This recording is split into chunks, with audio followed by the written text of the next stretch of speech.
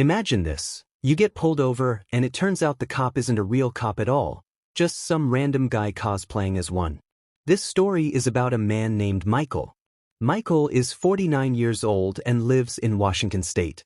He really wants to be a police officer, so badly that he's willing to lie about it.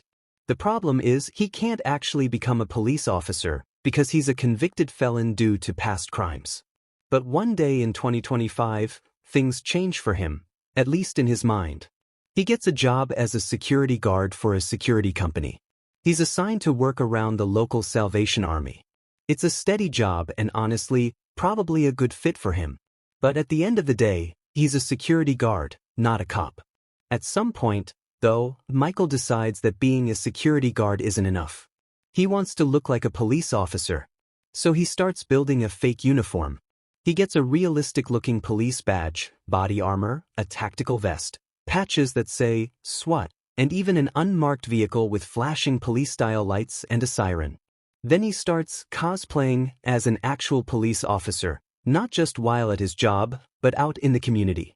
Michael starts listening to a police scanner for active calls, and whenever he hears something going on, he shows up to the scene pretending to be from another police department.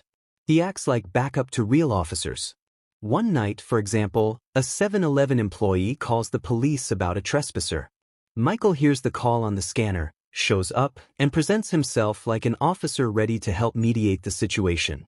He looks like a cop, talks like a cop, and half the time the real officers on scene don't question it. This goes on for months. People in the area genuinely start believing he's an officer just keeping the neighborhood safe. But then, everything falls apart. One night, local police respond to a small fire reported in a parking garage. Michael hears the call, turns on his fake police lights, and drives to the scene. He gets out in full gear and immediately tells the responding officers that he's from Edmonds PD, a completely different jurisdiction. At first, he looks legitimate, but some of the officers start noticing that something is off. His behavior, the way he talks, how he carries himself.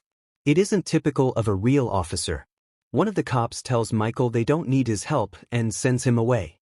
Michael gets back into his unmarked vehicle and heads toward the Salvation Army to return to work. But that one skeptical officer decides to follow him. He tails Michael all the way to the building and sees him working security there. He speaks with Michael briefly, still not fully satisfied with the explanation, and leaves. Later, he talks with other officers and the doubt grows. So one officer calls Edmonds Police Department and asks if they have an officer named Michael. Of course, they've never heard of him.